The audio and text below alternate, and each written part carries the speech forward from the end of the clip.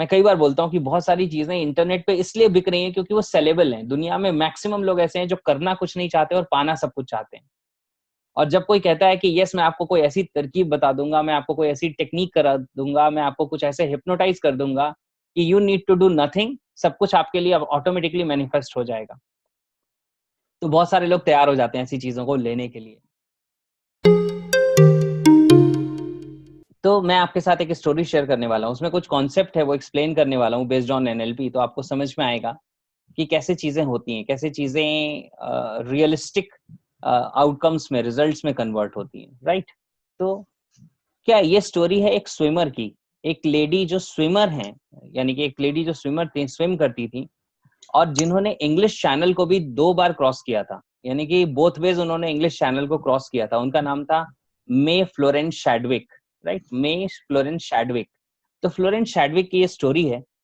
Florence शैडविक के साथ क्या हुआ कि उन्होंने क्योंकि इंग्लिश चैनल को क्रॉस किया था, तो फिर उन्होंने डिसाइड किया कि कैलिफोर्निया कोस्ट से लेके कैटालाइना आइलैंड वहां तक वो जाएंगी, वहां तक वो जाके स्विम करके क्रॉस करेंगी, और इस चीज का वो एक रिकॉर्ड क्रिएट करेंगे, क्योंकि फीमेल में तब तक वैसा कोई रिकॉर्ड नहीं था, यानी कि उस तरह की डिस्टेंस को क्रॉस करने का।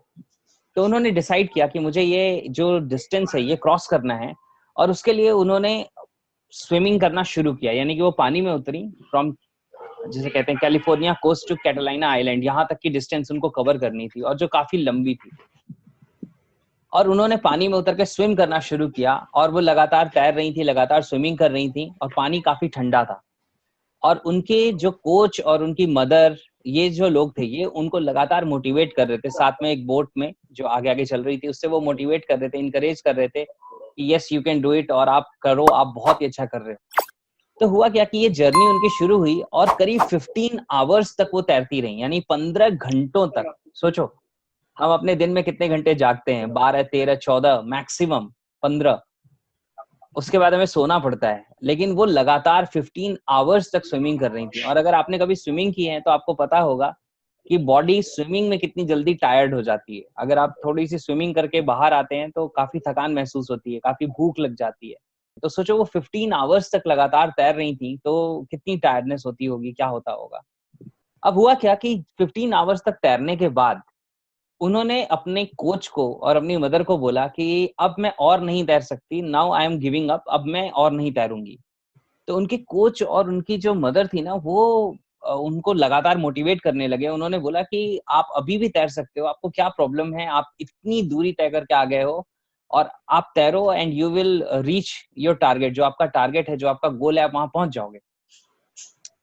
तो फिर से फ्लोरेंस शैडविक ने ट्राई किया कुछ टाइम तक, और वो हाथ पांव मारती रही, स्विमिंग करती रही, लेकिन फाइनली फिर उन्होंने गिव अप कर दिया। उन्होंने बोला कि अब मैं और नहीं तैर सकती, अब मेरे से और नहीं तैरा जा रहा, और वो वापस बोट में आ गई। अब जब वो वापस बोट में आ गई और वो किनारे पे गई, तो जो इस लेडी ने इंग्लिश चैनल को क्रॉस किया हो बोथ वेज, उसको ऑलरेडी मीडिया में एक पॉपुलैरिटी होती है, तो बहुत सारे रिपोर्टर्स और सारे लोग उनके पास इकट्ठे हो गए, और उन्होंने पूछा कि क्या हुआ फ्लोरेंस, क्या आप क्यों अपना ये टारगेट पूरा नहीं कर पाई, आप तो इंग्लिश चैनल को भी क्रॉस कर चुकी हैं, तो इसको क्यों नहीं आप पूरा कर पाई, क्यों आप अपने जहां तक कोच तक आपको पहुंचना था वहां तक आप नहीं पहुंच पाई, क्या आपको किसी शार्क ने या किसी और मछली ने आपको परेशान किया या आपको अटैक करने की कोशिश की। तो फ्लोरेंस शैडविक ने जवाब दिया कि नहीं, ऐसा बिल्कुल भी नहीं, मुझे किसी फिश ने कोई भी परेशान नहीं किया। तो लोगों ने बोला कि क्या आप जो पानी बहुत ज्यादा ठंडा था उसके कारण परेशान हो गई। तो फ्लोरेंस शैडविक का जवाब था कि नहीं, मुझे इस पानी की आदत है, ठंडे पानी में मैं हमेशा ही तैरती हूँ, मुझे इसकी आदत है, मुझे पानी के ठंडे होने से कोई भी परेशानी नहीं हुई। फिर लोगों ने पूछा कि क्या आप लगातार स्विमिंग करके थक गई थी, इसलिए आपने क्विट कर लिया। तो उन्होंने बोला कि नहीं, मैं लगातार स्विमिंग करके थकी भी नहीं थी, क्योंकि मैं बहुत ज्यादा प्रैक्टिस करती हूँ और मैं इतनी स्विमिंग कर सकती हूँ। फिर लोगों ने पूछा कि फिर आपने क्विट क्यों कर दिया, क्या आप मोटिवेटेड नहीं थी। तो उन्होंने बोला नहीं, मेरे कोच, मेरी मदर, ये सारे लोग मुझे मोटिवेट कर रहे थे, लेकिन फिर भी मैं आगे कंटिन्यू नहीं कर पाई। तो लोगों ने पूछा कि आप फिर क्यों क्विट कर गई।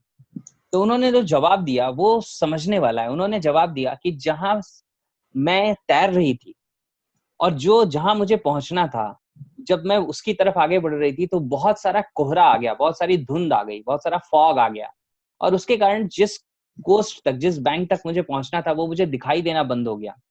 और उसके रीजन से हुआ ये कि जब मुझे वो दिखाई ही नहीं दे रही थी जगह जहां मुझे जाना है, तो I could not continue to swim, यानी कि मैं लगातार उसके बाद अपने आप को तैरता हुआ नहीं रख पाई। I lost my energy, I lost my motivation, और मुझे बाहर आना पड़ गया पानी से। और फ्लोरेंस शैडविक ने जब क्विट किया था, तो वो अपनी कोस्ट से बहुत करीब थी, यानी कि शायद वो मुश्किल से 1 आवर भी स्विम और करती, या उससे भी कम, तो वो अपने कोस्ट तक पहुंच जाती। यानी जब उन्होंने क्विट किया तो वो किनारे के बहुत पास थी। लेकिन फ्लोरेंस शैडविक ने क्या किया? फ्लोरेंस शैडविक की स्टोरी यहाँ पे खत्म नहीं होती है। इसके ठीक 2 महीने बाद, और जो मैं बात बता रहा हूँ, जो फर्स्ट टाइम उन्होंने अटेम्प्ट किया था जून 1952 में किया था।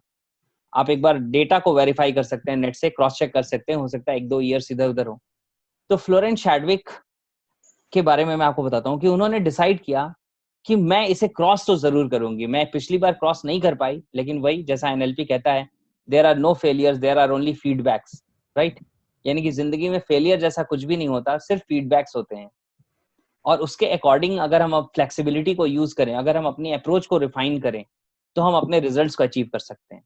तो 2 महीनों के बाद उन्होंने फिर से पानी में कदम रखा, यानी कि पानी में वो उतरी और फिर से स्विम करना शुरू किया, सेम उसी जर्नी को कवर करने के लिए।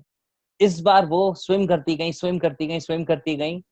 वापस जब वो अपने किनारे की तरफ, यानी कि जहां पे उन्होंने पिछली बार क्विट किया था, जब उस लेवल तक पहुंची, वहां तक लगभग आई, तो फिर से बहुत सारा फॉग आ गया, बहुत सारा कोहरा आ गया। और फिर से उनको अपना जो बैंक था, जो कॉर्नर था, वो दिखाई देना बंद हो गया। अब जब उनको फिर से अपना कॉर्नर दिखाई देना बंद हो गया, तो उनके कोच और उनकी मदर को लगा कि कहीं ये फिर से भी अपना जो एनर्जी है, अपना जो एंथुजियाज्म है, मोटिवेशन, उसको लूज नहीं कर जाए। लेकिन इस बार फ्लोरेंस शैडविक के साथ ऐसा कुछ भी नहीं हुआ। वो लगातार तैरती रही, तैरती रही, तैरती रही, और फाइनली उन्होंने उसे क्रॉस कर लिया। और एक अमेजिंग चीज है कि इस बार जब उन्होंने इसे क्रॉस किया, तो उन्होंने जो वर्ल्ड रिकॉर्ड क्रिएट किया, वो वर्ल्ड रिकॉर्ड मेल के रिकॉर्ड्स को भी 2 आवर्स से बीट करता है। यानी कि किसी मेल ने उसे जितने में क्रॉस किया था, उससे भी 2 घंटे पहले इन्होंने क्रॉस कर लिया, राइट? अब जब इस बार वो वहां से बाहर आई, तो फिर से वापस मीडिया ने इनको घेर लिया और लोगों ने पूछना शुरू किया कि इस बार फ्लोरेंस, आपने अपना जो रिकॉर्ड है वो क्रिएट कर लिया, इतना अमेजिंग आपने रिकॉर्ड क्रिएट किया, ये कैसे हो पाया? क्या इस बार आपको धुंध के कारण कोई तकलीफ नहीं हुई? क्योंकि धुंध तो इस बार भी आ गई थी। हमने देखा कि फिर से बहुत सारा फॉग आ गया था, बहुत सारा कोहरा आ गया था, और कुछ भी दिखाई नहीं दे रहा था। तो फ्लोरेंस शैडविक ने जो जवाब दिया, वो बहुत चौंकाने वाला था। उन्होंने जवाब दिया कि इस बार जो मेरा टारगेट है, वो मुझे खुली आंखों से नहीं, मुझे बंद आंखों से भी दिखाई दे रहा था, मुझे यहाँ पे दिखाई दे रहा था। दैट मीन्स कि I had a clear mental image of the results that I wanted to create. That means जो मुझे रिजल्ट क्रिएट करना था, जिस जगह मुझे पहुंचना था, जो मेरा गोल था, वो मुझे खुली आंखों से दिखाई दे या ना दिखाई दे, उसकी क्लियर मेंटल पिक्चर मेरे माइंड के अंदर थी। और इसलिए उसे अचीव करने के लिए मैं लगातार हाथ पांव मारती रही और लगातार स्विम करती रही वहां तक पहुंचने के लिए। अब देखो ये चीज कितनी कमाल की है, कितनी अच्छी इसमें इंफॉर्मेशन छिपी हुई है, कितनी अच्छी लर्निंग छिपी हुई है। जब हम अपनी जिंदगी में कोई भी गोल, कोई भी टारगेट अचीव करना चाहते हैं, और जब हम उसके लिए आगे बढ़ते हैं, पहले तो देख लेते हैं इस स्टोरी से और क्या क्या सीखने को मिलता है।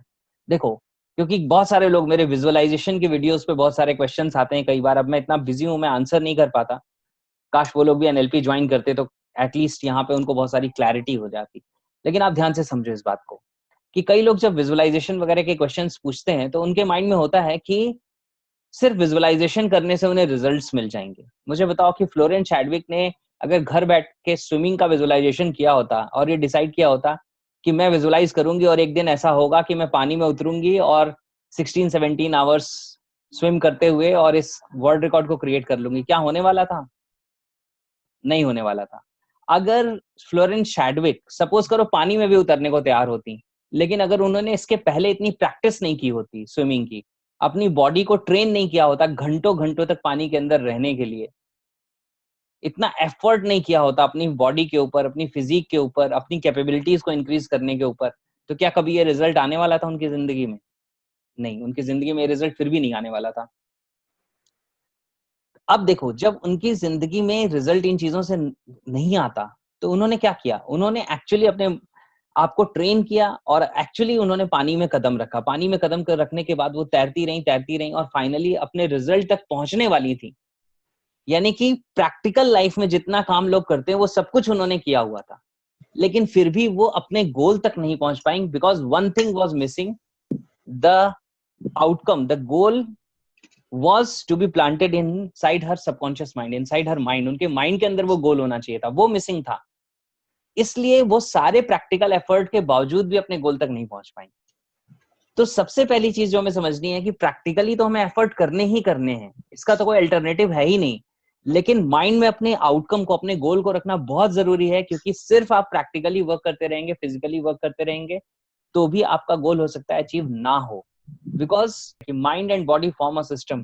That means you need to train your body as well as your mind to achieve the outcome that you want. तो आपको अपना आउटकम्स जब सेट करना है तो आपको ध्यान में रखना है कि उसके लिए आपको अपने आप को फिजिकली इस लेवल पे भी ट्रेन करना है और मेंटली भी ट्रेन करना है, तब जाके आप अपने गोल को अचीव कर पाएंगे।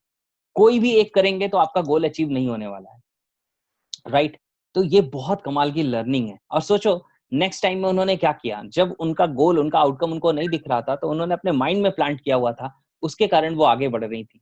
दुनिया में जितने भी लोगों ने सक्सेस क्रिएट की है, मैसिव सक्सेस क्रिएट की है, आप किसी की भी जर्नी को देख लो, आपको पता चलेगा कि उनके लाइफ में इतने चैलेंजेस थे कि उनकी जगह अगर किसी और को खड़ा कर दिया जाता तो उससे तो यकीन ही नहीं होता कि ये रिजल्ट अचीव किया जा सकता है, क्योंकि उसको वो फ्यूचर दिखाई नहीं देता जो इस पर्सन को दिखाई दे रहा था। क्यों?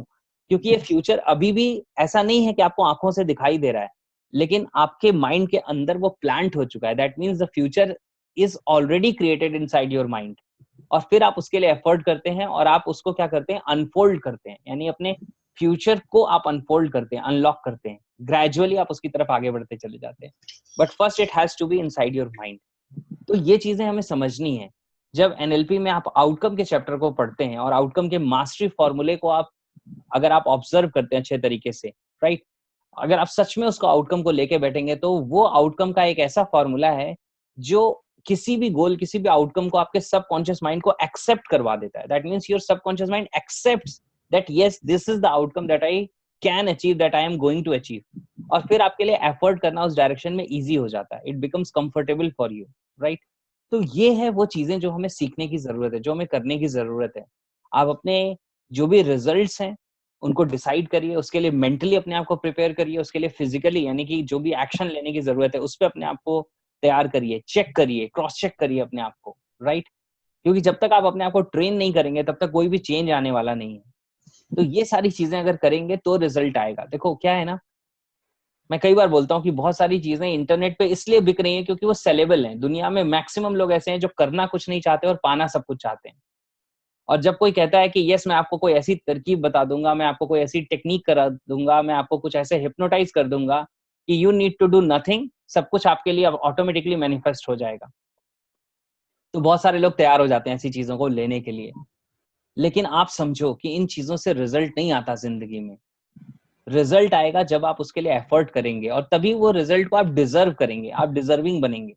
अगर अचानक से आपको कुछ बहुत बड़ा रिजल्ट मिल भी गया, लेकिन if you are not deserving, the result is not going to stay with you, वो आपके साथ रुकने वाला नहीं है। अगर मुझे सपोज करो $100 मिलियन को हैंडल करने की कैपेबिलिटी नहीं है और मुझे $100 मिलियन कहीं से मिल भी जाए तो they will not stay with me. मेरे माइंड को लगेगा ये बर्डन है, I will get my self free from that burden, वो पैसे को मैं कहीं ना कहीं वेस्ट कर दूंगा। तो you need to increase your capability, you need to train yourself. आप अपने आप को ट्रेन करेंगे, आप अपने आप को प्रोग्राम करेंगे। इतनी अच्छी सारी चीजें हम समझ रहे हैं, इतने रियलिस्टिक साइंस को हम सीख रहे हैं, इसको आप अप्लाई करिए, राइट? और फिर देखिए कैसे कैसे चीजें चेंज होती हैं, क्योंकि चेंज ईजी नहीं है।